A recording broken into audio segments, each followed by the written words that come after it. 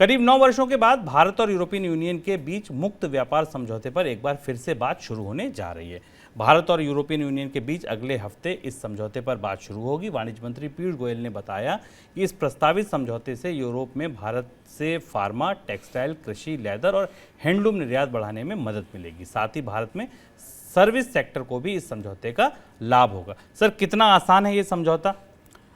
शुभम, मुझे लगता है कि भारत के लिए सबसे कठिन और सबसे जटिल समझौता होने वाला है ईयू के साथ, और इसके बहुत सारे आयाम हैं, बहुत कॉम्प्लिकेटेड आयाम है।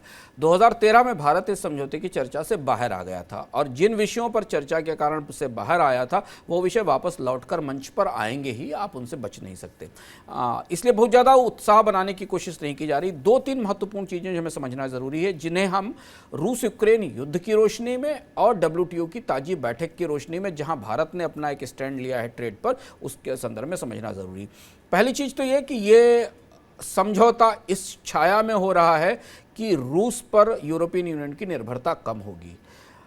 ऐसी सिचुएशन में भारत की निर्भरता रूस पर अभी सस्ते कच्चे तेल और कोयले को लेकर ज्यादा है। भारत कैसे यूरोपियन यूनियन को यह समझा पाएगा कि वो उन्हीं व्यापार रिश्तों को वापस कैरी करेगा जिन व्यापार रिश्तों से वो बाहर यूरोपियन निकलने वाला है। डिप्लोमेटिकली ये बड़ा चैलेंज है यूरोपियन यूनियन को समझाना। ये बड़े लेवल पर जो अंतर्राष्ट्रीय कूटनीतिक टकराव है, जो कूटनीतिक खींचतान है, उसके बीच की बात है। व्यापार समझौते के भीतर 2 बड़े महत्वपूर्ण मुद्दे हैं जिन पर भारत को अपना रुख स्पष्ट करना पड़ेगा। सबसे और महत्वपूर्ण और ज़रूरी मुद्दा है डेटा प्रोटेक्शन और डेटा सिक्योरिटी का।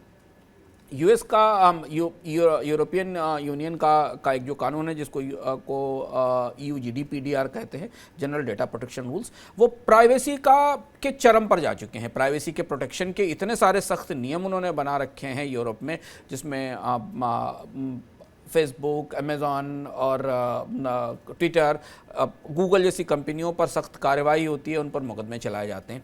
भारत में डेटा प्रिवेसी का पूरा सिस्टम बहुत ही लैक्स है। सरकार के पास हमारा सारा आंकड़ा संग्रहित करने के, इकट्ठे करने के, ले लेने के अधिकार हैं। प्राइवेट सेक्टर रोज हमारा डेटा चुराता है, बेचता है, सेल करता है। भारत का डेटा प्रोटेक्शन 18वीं सदी में है, रूस का डेटा प्रोटेक्शन 21वीं सदी में है।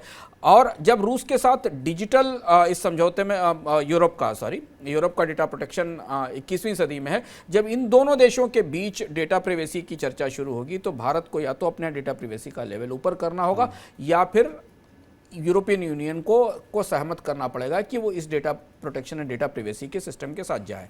एक और महत्वपूर्ण बात जो संकेतों से मुझे पता चली जब हम कल कुछ अधिकारियों से बात कर रहे थे, जो EU के ट्रेड नेगोशिएशंस में भारत की तरफ से पार्टिसिपेट करेंगे।